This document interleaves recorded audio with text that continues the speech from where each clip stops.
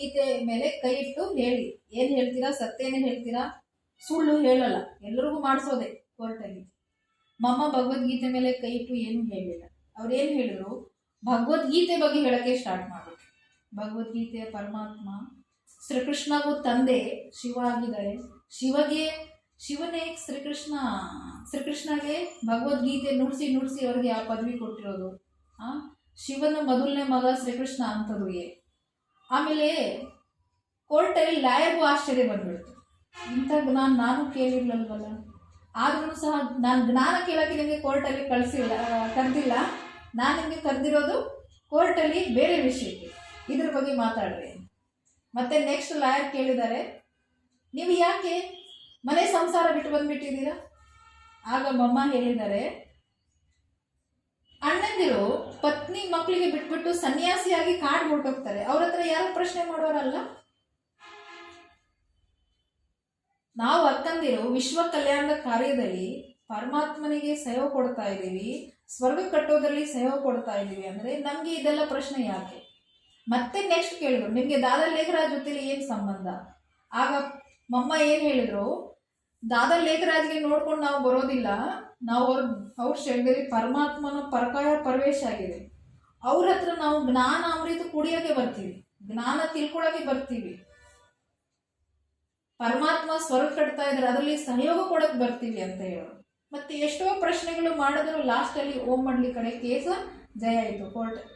Court ಕಾರ್ಯ ಎಲ್ಲ ಮುಗೀತು. ಆಮೇಲೆ ಜಸ್ಟ್ ಸ್ವಲ್ಪ ದಿನದಲ್ಲೇನೆ ಹಿಂದೂಸ್ತಾನ ಪಾಕಿಸ್ತಾನ ವಿಭಜನೆ ಆಯಿತು. 1937 ಪರಮಾತ್ಮ ಬ್ರಹ್ಮತನಲ್ಲಿ ಬಂದಿದ್ದು, 1947 ಹಿಂದೂಸ್ತಾನ ಪಾಕಿಸ್ತಾನ ವಿಭಜನೆ ಆಯಿತು. ಆಗ ವಿಭಜನೆ ಆದಾಗ ನಿಮ್ಗೆ ಇದೆಲ್ಲ ಗೊತ್ತಿರ್ಬೋದು, ರಕ್ತದ ನದಿ ಹರಿದಿರೋದು, ಎಷ್ಟೋ ಜನ ಕೊಲೆ ಆಗಿದೆ, ಎಷ್ಟೋ ಜನ ಸತ್ತು ಹೋಗಿದ್ದಾರೆ. ಆಗಿನ ಕಾಲದಲ್ಲಿ ದೊಡ್ಡ ದೊಡ್ಡ ರಾಜರು, ಎಷ್ಟೋ ಜನ ರಾಜರಿಗೆ ಕೊಲೆ ಆಯಿತು, ಎಷ್ಟೋ ಜನ ರಾಜರು ಸತ್ತು ಹೋದರು, ಎಷ್ಟೋ ಜನ ರಾಜರು ತನ್ನ ವೇಷವನ್ನು ಚೇಂಜ್ ಮಾಡಿ ಓಡ್ ಹೋಗ್ಬಿಟ್ರು.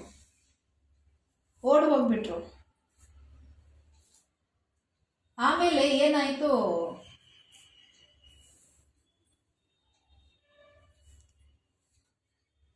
ಓಡ್ ಹೋಗ್ಬಿಟ್ರು. ಮತ್ತೆ ಪಾಪ ಅವ್ರ ಮಕ್ಕಳು ಇದ್ರಲ್ಲ ಬೋರ್ಡಿಂಗ್ ಸ್ಕೂಲಲ್ಲಿ, ಅವ್ರ ಮಕ್ಕಳು ಅನಾಥರಾಗ್ಬಿಟ್ರಲ್ಲ, ಅವ್ರು ಎಲ್ಲಿ ಕಳಿಸೋದು? ಈಗ ಮನೆಗೆ ಕಳ್ಸಕ್ಕಾಗಲ್ಲ, ಯಾಕೆಂದ್ರೆ ಮನೆ ಇರ್ಬೇಕಲ್ಲ, ತಂದೆ ತಾಯಿ ಗೊತ್ತಿರ್ಬೇಕಲ್ಲ. ಎಲ್ಲರೂ ಜವಾಬ್ದಾರಿ ದಾದಾ ಲೇಖರಾಜ್ ಅರ್ಥಾತ್ ಬ್ರಹ್ಮಬಾಬನ ಮೇಲೆ. ಆವಾಗ ಎಷ್ಟೋ ಜನ ಬಂದ್ಬಿಟ್ರಲ್ಲ ಮಾತೆಯರು, ಕಂಕಲಲ್ಲಿ ಮಗುನೇ ಎತ್ಕೊಂಡ್ ಬಂದ್ಬಿಟ್ಟಿದ್ರು. ಅವ್ರ ಮಕ್ಕಳು ಸಹ, ವಯಸ್ಸಾಗಿರೋ ಮಾತೆಯರು ಸಹ, ಟೋಟಲ್ ಸೇರಿ 400 ಜನ. ಹಿಂದೂಸ್ತಾನ ಪಾಕಿಸ್ತಾನ ವಿಭಜನೆ ಹೋದ್ಮೇಲೆ ಎಲ್ಲ ಈಚೆ ಹೋಗಂಗಿಲ್ಲ, ಯಾರು ಈಚೆ ಹೋಗಂಗಿಲ್ಲ. ಯಾಕೆಂದ್ರೆ ಈಚೆ ಹೋದ್ರೆ ಎಲ್ಲ ವಾತಾವರಣ ತುಂಬಾ ಬಿಸಿಯಾಗಿ ಯಾರು ಬೇಕಾದ್ರೆ ಯಾರು ಕೊಲೆ ಮಾಡಕ್ಕೆ ರೆಡಿ, ಆ ಥರ ಹಿಂಸೆ ನಡೀತಾ ಇತ್ತು. ಅಂಡರ್ ಗ್ರೌಂಡ್ ಅಲ್ಲಿ ಹೆಚ್ಚು ಕಮ್ಮಿ 1-2 ವರ್ಷವರೆಗೂ ಗೌರ್ಮೆಂಟ್ ಸಹಯೋಗ ಕೊಟ್ಟರು, ಹಾಲು ತರಕಾರಿ ಧಾನ್ಯಗಳು ಸ್ವಲ್ಪ. ಮತ್ತೆ ಸ್ವಲ್ಪ ದಿನ ಆದ್ಮೇಲೆ ಪರಮಾತ್ಮ ಬ್ರಹ್ಮತನ ಮೂಲಕ ಹೇಳಿದ್ರು, ನಾನು ಭಗವದ್ಗೀತೆಯಲ್ಲಿ ಮಾತು ಕೊಟ್ಟಿದ್ದೀನಿ, ಯದಾ ಯದಾ ಹಿ ಅಧರ್ಮಸ್ಯ ಗ್ಲಾನಿರ್ಭವತಿ ಭಾರತ, ಅಂದ್ರೆ ಯಾವಾಗ ಅತಿ ಧರ್ಮ ಗ್ಲಾನಿ ಆಗುತ್ತೆ ಆಗ ನಾನು ಭಾರತ ದೇಶಕ್ಕೆ ಹೋಗ್ತೇನೆ, ಭಾರತ ದೇಶಕ್ಕೆ ನಾನು ಮಾತು ಕೊಟ್ಟಿದ್ದೀನಿ ಬರ್ತೀನಿ ಅಂತ ಹೇಳಿ. ಈಗ ಹಿಂದೂಸ್ತಾನ ಪಾಕಿಸ್ತಾನ ವಿಭಜನೆ ಆದಮೇಲೆ ಸಿಂಧ್ ಹೈದರಾಬಾದು ಪಾಕಿಸ್ತಾನ್ಗೆ ಸೇರ್ಬಿಡ್ತಲ್ಲ, ಈಗ ನಾನು ಹಿಂದೂಸ್ತಾನ ಭೂಮಿಗೆ ಹೋಗ್ತೇನೆ ಅಂತ ಹೇಳಿದ್ರು. ಆವಾಗ ಸಭೆಯಲ್ಲಿ ಪರಮಾತ್ಮನೇ ಬ್ರಹ್ಮತನ ಮೂಲಕ ಏನು ಹೇಳಿದ್ರು, ಯಾರು ತನ್ನ ಮನೆಯಿಂದ ಪರ್ಮಿಷನ್ ಲೆಟರ್ ತಗೊಂಡ್ಬರ್ತೀರಾ ಅವರಿಗೆ ಮಾತ್ರ ನಾನು ಹಿಂದೂಸ್ತಾನ ಭೂಮಿಗೆ ಕರ್ಕೊಂಡು ಹೋಗ್ತೀನಿ, ಹಿಂದೂಸ್ತಾನ ಕರ್ಕೊಂಡು. ಆಗ ಕೆಲವರಿಗೆ ತಂದೆ ತಾಯಿ ಪರ್ಮಿಷನ್ ಲೆಟರ್ ತಗೊಂಡ್ಬಂದ್ರು, ಯಾರಿಗೆ ತಂದೆ ತಾಯಿ ಇರಲಿಲ್ಲ ಜೊತೆಯಲ್ಲಿ ಎಲ್ಲರೂ ಸೇರಿ 400 ಜನ, 1 ಟ್ರೈನ್ ಅಷ್ಟು ಜನ ಪಾಕಿಸ್ತಾನ ಸಿಂಧ್ ಹೈದರಾಬಾದ್ ಬಿಟ್ಬಿಟ್ಟು ಹಿಂದೂಸ್ತಾನ್ಗೆ, ಮೌಂಟ್ ಅಬು ರಾಜಸ್ಥಾನ, ಈ ಫೋಟೋ ನೋಡಿ, ರಾಜಸ್ಥಾನ ಭೂಮಿಗೆ ಎಲ್ಲರೂ ಬಂದರು. ಫಸ್ಟ್ ಇದು ಇತ್ತು. ಅಲ್ಲಿ ಬಂದು ಸಹ ಅಲ್ಲಿ ಫುಲ್ ಕಾಡಿತ್ತು, ಈಗಂತೂ ಫುಲ್ ಸಿಟಿ ಆಗಿದೆ, ಆಗ ಪೂರ್ತಿ ಕಾಡಿತ್ತು. ಸಾಧು ಸನ್ಯಾಸಿರು ತಪಸ್ ಮಾಡೋರು ಅಕ್ಕಪಕ್ಕ ಜಾಗಗಳಲ್ಲಿ. ಆ ಭೂಮಿನೂ ಸಹ ಎಲ್ಲಿ ನಮಗೆ ಜಾಗ ಸಿಕ್ಕಿತ್ತಲ್ಲ ಅಲ್ಲಿನೂ ಸಹ ದೊಡ್ಡ ಅರಮನೆ, ಹಳೆ ಅರಮನೆ. ರಾತ್ರಿ ಹೊತ್ತು ದೇವಗಳು ಓಡಾಡೋರು, ಹಾವುಗಳು ಬರ್ತಾ ಇತ್ತು ಈಚೆ. ಆ ದೇವಗಳು ಡ್ಯಾನ್ಸ್ ಮಾಡೋ ಥರ ಕಾಣಿಸ್ತಾ ಇತ್ತು. ಅಷ್ಟು ಜನಗೆ ಪರಮಾತ್ಮ ಅದೇ ಮನೆಯಲ್ಲಿ 14 ವರ್ಷ ತಪಸ್ ಮಾಡಿದರು. 14 ವರ್ಷ, ಒಂದೆರಡು ದಿನ ಅಲ್ಲ. ಆಮೇಲೆ 14 ವರ್ಷ ತಪಸ್ಸಿದಲ್ಲಿ ಏನಾಗುತ್ತೆ, ವಯಸ್ಸಾಗಿರೋ ಮಾತೇರು ಶರೀರ ಬಿಟ್ಬಿಟ್ರು. ಚಿಕ್ಕ ಚಿಕ್ಕ ಕುಮಾರಿಯರು ಒಂದು ವಯಸ್ಸಿಗೆ 25, 20, 30 ವರ್ಷ ಆ ವಯಸ್ಸಿಗೆ ಬಂದರು. ಆಮೇಲೆ 14 ವರ್ಷ ತಪಸ್ಸಲ್ಲಿ ತಪಸ್ಸೇನು ಮಾಡೋದು, ಮಹಾವಾಕ್ಯ ಕೇಳೋದು, ಮಹಾವಾಕ್ಯವನ್ನ ಅದು ತಿಳ್ಕೊಳ್ಳೋದು, ಅದರ ಬಗ್ಗೆ ಮನನ ಚಿಂತನೆ ಮಾಡೋದು. ಅದರಿಂದ ವಿಶೇಷ ಅನುಭವಗಳಾಗ್ತಾ ಇತ್ತು. ಎಲ್ಲರಿಗೂ ಸಾಕ್ಷಾತ್ಕಾರನೂ ಆಗ್ತಾ ಇತ್ತು. ಸಾಕ್ಷಾತ್ಕಾರ ಏನಾಗ್ತಾ ಇತ್ತಲ್ಲ, ಆಗ ಪರಮಾತ್ಮ ಸಾಕ್ಷಾತ್ಕಾರ ಏನು ಮಾಡಿಸಿದ್ರು, ಚಿತ್ರ ಬಿಡಿಸ್ಕೊಂಡು ಇಟ್ಕೊಳ್ಳೋರು. ಪರಮಾತ್ಮ ಬ್ರಹ್ಮಾತನ ಮೂಲಕ ಚಿತ್ರಗೆ ಏನು ಮಾಡೋರು, ಕರೆಕ್ಷನ್ ಮಾಡಿ ಒಂದು ಕೋರ್ಸ್ ಬುಕ್ ರೆಡಿ ಮಾಡೋರು. ಈ ಕೋರ್ಸ್ ನೀವು ಕೇಳ್ತಾ ಇರಲಿಲ್ಲ, ಈ ಕೋರ್ಸ್ ಬುಕ್ಕಲ್ಲಿ ಈ ಬುಕ್ಕು ಪರಮಾತ್ಮ ದಿವ್ಯ ದೃಷ್ಟಿ ಮೂಲಕ ಮಾಡಿಸಿರೋದು. ಇದು ನಾರ್ಮಲ್ ಎಲ್ಲೋ ಸಿಕ್ಕಲ್ಲ. ಆ ಟೈಮಲ್ಲಿ ಇಂದಿರಾ ಗಾಂಧಿ, ಮಹಾತ್ಮ ಗಾಂಧಿ ಮತ್ತು ಪಂಡಿತ್ ಜವಾಹರ್ಲಾಲ್ ನೆಹರು ಇವರೆಲ್ಲರೂ ದೊಡ್ಡ ದೊಡ್ಡ ಪೋಸ್ಟ್ದಲ್ಲಿ ಇರೋರಲ್ವಾ, ರಾಜ್ಯ ಅಧಿಕಾರಿ. ಇವ್ರುಗಳಿಗೆ ಏನು ಮಾಡಿರೋ, ಪರಮಾತ್ಮ ಸಂಕೇತ ಅನುಸಾರ, ಪರಮಾತ್ಮನ ದಾರಿ ಅನುಸಾರ ಏನು ಮಾಡಿರೋದು, ಮಮ್ಮ ಮಾತೇಶ್ವರಿ, ಜಗದಂಬ, ಬ್ರಹ್ಮಬಾಬ ಇವರೆಲ್ಲರೂ ಲೆಟರ್ ಬರೆದಿದ್ರು. ಆಗ ಅವ್ರಿಗೂ ಜ್ಞಾನ ತಿಳಿಸಿರೋ ಲೆಟರ್ ಮೂಲಕ.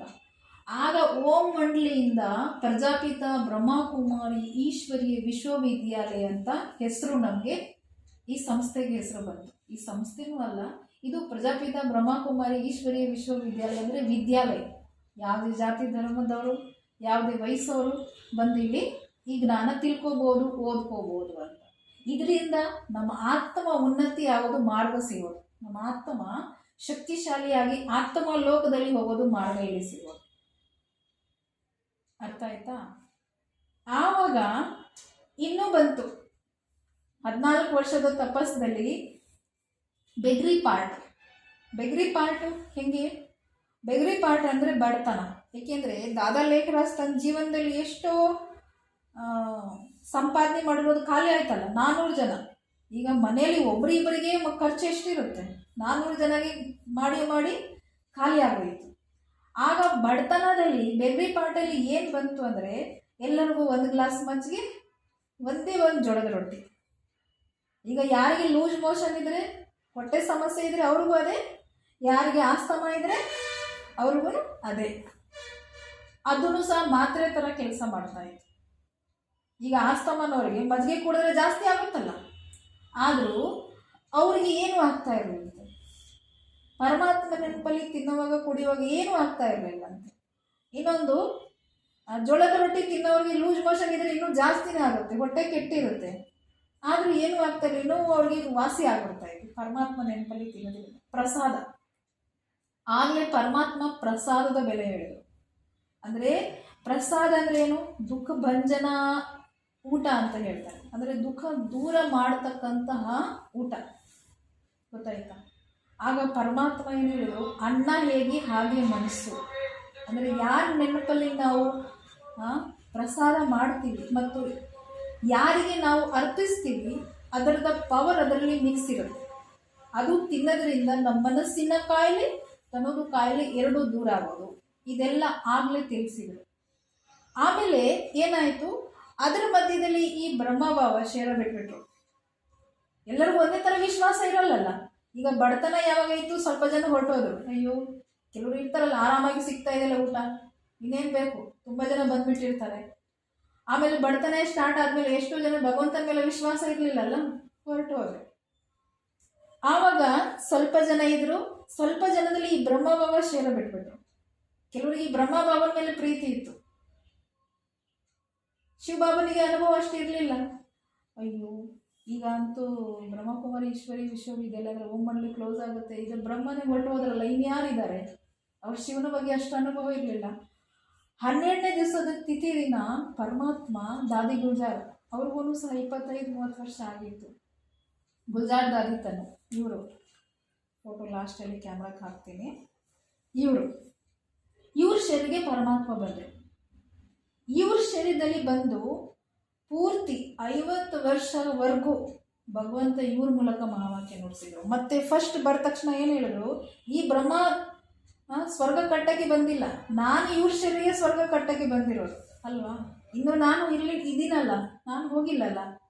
ಅದು ಪರಮಾತ್ಮ ಇವ್ರ ಮೂಲಕ ಹೇಳಿ ಮತ್ತೆ 50 ವರ್ಷ ಕಾಲ ಇವ್ರ ಮೂಲಕ ಮಹಾವಾಕ್ಯ ನುಡಿಸಿ ಇವತ್ತಿಂದ 3 ವರ್ಷ ಮುಂಚೆ ಶಿವರಾತ್ರಿ ಹಬ್ಬದ ದಿನಾನೇ ಈ ಅಂದರೆ ಎರಡನೇ ಬ್ರಹ್ಮ ಅಂತ ಹೇಳ್ಬೋದು, ಎರಡನೇ ನಂದಿ ಅಂತ ಹೇಳ್ಬೋದು. ಯಾಕಂದರೆ ಪರಮಾತ್ಮ ನಂದಿಗಳ ಮೂಲಕ ಬರೋ ತಾನೆ. ಪರಮಾತ್ಮ ಒಂದು ಮನುಷ್ಯ ತನದ ಆಧಾರ ಮೂಲಕ ಬರೋದು, ಪ್ರಾಣಿ ಪಕ್ಷಿದ ಆಧಾರ ಮೂಲಕ ಬರೋದಿಲ್ಲ. ಏಕೆಂದರೆ ಮಾತು ಬರಬೇಕಲ್ಲ ಅದಕ್ಕೆ ತಿಳಿಸೋಕ್ಕೆ. ಪುರುಷ ತನದ ಆಧಾರ, ಬ್ರಹ್ಮ ತನದ ಆಧಾರ ತಗೊಂಡು ಪರಮಾತ್ಮ ಮೊದಲನೇ ನಂದು ಬ್ರಹ್ಮ, ಎರಡನೇ ನಂದಿ ದಾದಿ ಗುಲ್ಜಾರ್ ಅವ್ರ ಮೂಲಕ ಬಂದ 50 ವರ್ಷವರೆಗೂ ಮಹಾವಾಕ್ಯ ನುಡಿಸಿ ಶಿವರಾತ್ರಿ ಹಬ್ಬ ದಿನ ಸೇರಬೇಕು. ಆಮೇಲೇನು ಸಹ ಈ ಪರಮಾತ್ಮನ ಈ ಕಾರ್ಯ ಮುಂದೆ ನಡೆಸ್ತಾನೆ ಇದ್ದಾರೆ. ಅದು ಹೆಂಗೆ ನಡೀತಾ ಇದೆ? ನಮ್ಮ ಹೆಡ್ ಕ್ವಾರ್ಟರ್ದಲ್ಲಿ ಪ್ರತಿ ವಾರ ನೈವೇದ್ಯ ಇಡ್ತೀವಿ. ಗುರುವಾರ ಸಂದೇಶಿ ಪುತ್ರಿಯರು ಏನು ಮಾಡ್ತಾರೆ, ತುಂಬ ಜನ ಧ್ಯಾನದಲ್ಲಿ ಹೋಗೋರು ಇರ್ತಾರಲ್ಲ, ಸಂದೇಶಿ ಪುತ್ರಿಯರು ಸಂದೇಶದಲ್ಲಿ ಹೋದಾಗ ನೈವೇದ್ಯ ಇಡುವಾಗ ಸೂಕ್ಷ್ಮ ಲೋಕದಲ್ಲಿ ಪರಮಾತ್ಮ ಕೆಲವೊಂದು ದೃಶ್ಯಗಳು ಸನ್ನೆಯನ್ನು ಕೊಡ್ತಾರೆ. ಅದರನುಸಾರ ಭಗವಂತನ ಮನೆ ನಡೆಯುತ್ತೆ. ಆಮೇಲೆ ಏನಾಗುತ್ತೆ, ಅವ್ರು ಹೆಂಗೆ ಹೇಳ್ತಾರೆ ಭಗವಂತನ ಸೇವೆ ಹೆಂಗೆ ಮಾಡಬೇಕು ಅದೆಲ್ಲನೂ ಸಹ ನಡೆಯುತ್ತೆ. ಉದಾಹರಣೆಯಾಗಿ ಒಂದೇ ಉದಾಹರಣೆ ಹೇಳ್ತೇನೆ. ಆಗಿನ ಕಾಲದಲ್ಲಿ ಕೊರೋನಾ ಬರೋಕ್ಕೆ ಮುಂಚೆ ಪರಮಾತ್ಮ 2-3 ಸತಿ ಸಂದೇಶಿ ಪುತ್ರಿಯರ ಮೂಲಕ ಕಳಿಸಿದರು. ಪ್ರತಿಯೊಂದು ಸೇವಾ ಕೇಂದ್ರದಲ್ಲಿ 6 ತಿಂಗಳು ಧಾನ್ಯಗಳು ಸ್ಟಾಕ್ ಇರಬೇಕು. ನಿಜವಾಗ್ಲೂ ನಾವೆಲ್ಲರೂ ಸೇವಾ ಕೇಂದ್ರದಲ್ಲಿ ಎಲ್ಲೆಲ್ಲಿ ಸೇವಾ ಕೇಂದ್ರಗಳಿದೆ, ನಮ್ಮ ಥರ ಅಕ್ಕಂದಿರಿದ್ದಾರೆ, ಅವರೆಲ್ಲರೂ 6 ತಿಂಗಳು ಧಾನ್ಯಗಳ ಸ್ಟಾಕ್ ಮಾಡಿದರು. ಪ್ರತಿಯೊಬ್ಬರ ಮನೆಯಲ್ಲಿ ಬಡತನ ಬಂದಿರೋದು, ಆದರೂ ಭಗವಂತನ ಮನೆಯಲ್ಲಿ ಬಡತನ ಬಂದಿಲ್ಲ. ಯಾಕೆಂದರೆ 6 ತಿಂಗಳು ಆಲ್ರೆಡಿ ರ್ಯಾಷನ್ ಸ್ಟಾಕ್ ಇತ್ತಲ್ಲ ಧಾನ್ಯಗಳು. ಇದು ಹೇಳಿದ್ರು ಅಂಥ ಪರಿಸ್ಥಿತಿ ಬರೋದಿದೆ. ಈ ಥರ ಮುಂಚಿತವಾಗಿ ಸೇವಾ ಕೇಂದ್ರಕ್ಕೆ ಏನು ಬೇಕು ಏನು ಬೇಡ ಅಂತ ನಿಮ್ಗಳು ಮನಸ್ಸಿಗೂ ನಡೆಸ್ತಾರೆ ಪರಮಾತ್ಮ.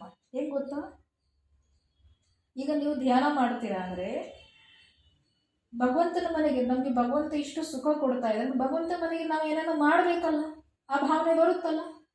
ಆ ಭಾವನೆ ನಿಮ್ಗೆ ಯಾರು ಕೊಡೋರಿದ್ದಾರೆ? ಪರಮಾತ್ಮನಿದ್ದಾನೆ. ಆ ಭಾವನೆ ಪರಮಾತ್ಮನೇ ಕೊಡೋರು. ಅಂದರೆ ನಡೆಸೋರು ಯಾರು?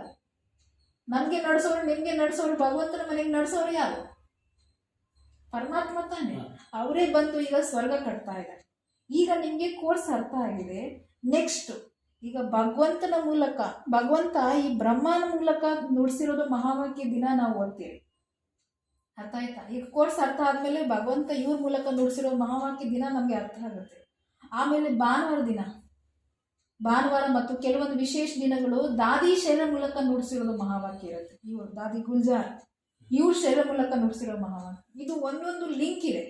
ಕೋರ್ಸ್ ಅರ್ಥ ಆಯಿತು ಅಂದರೆ ಬ್ರಹ್ಮ ತನ್ನ ಮೂಲಕ ನುಡಿಸಿರೋ ಮಹಾವಾಕ್ಯ ಅರ್ಥ ಆಗುತ್ತೆ. ಆಮೇಲೆ ದಾದಿ ಶೈಲ ಮೂಲಕ ನುಡಿಸಿರೋ ಮಹಾವಾಕ್ಯ ಈಸಿಯಾಗಿ ಅರ್ಥ ಆಗುತ್ತೆ. ಅರ್ಥ ಆಯ್ತಾ? ಒಂದೊಂದು ಲಿಂಕ್ ಇದೆ. ಇದರಲ್ಲಿ ನಮಗೆ ಪ್ರಶ್ನೆಗೆ ಪರಿಹಾರ ಸಿಗೋದು. ಅದು ಹೇಗೆ? ನನ್ನದೇ ಪ್ರಶ್ನೆಗೆ ಅನುಭವ ಹೇಳ್ತೀನಿ. ನಾನು ಪರಮಾತ್ಮನಿಗೆ ಚೆಕ್ ಮಾಡಬೇಕು 3 ತಿಂಗಳು ಹಿಡಿಯಿತು ಗೊತ್ತಾ? 3 ತಿಂಗಳು, 1-2 ದಿನ ನಾವು ನಾರ್ಮಲಿ ಯಾರಿಗೂ ನಂಬೋಕ್ಕಾಗಲ್ಲ. 3 ತಿಂಗಳು ಏನು ಮಾಡಿದ್ದೀವಿ, ಇವತ್ತು ಏನಾನ ಆಲೋಚನೆ ಬಂತು ಅಂದರೆ ಸುಮ್ಮನೆ ಇರ್ತಾ ಇದೆ. ಹೋಗಿ ಮುರಳಿ ಕ್ಲಾಸ್ ನಡೆಯುತ್ತಲ್ಲ ಮಹಾವಾಕ್ಯ, ಅಲ್ಲಿ ಹೋಗಿ ಕೂತ್ಕೊಳ್ಳೋದು, ಧ್ಯಾನ ಮಾಡೋದು. ಬಿಡು ನೆಮ್ಮದಿ ಸಿಗ್ತಾ ಇದೆಯಲ್ಲ ಅಂತ ನೆಮ್ಮದಿಗೋಸ್ಕರ ನಾನು ಹೋಗ್ತಾ ಇದ್ದೆ. ಬಿಡು ನೆಮ್ಮದಿ ಸಿಗ್ತಾ ಇದೆ, ಹೋಗಿ ಕೂತ್ಕೊಳ್ಳೋದು, ಮಹಾವಾಕ್ಯ ಕೇಳೋದು. ಮಹಾವಾಕ್ಯ ಕೇಳಿದ್ರೆ ಶಾಕ್ ಆಗ್ಬಿಡ್ತಾ ಇತ್ತು.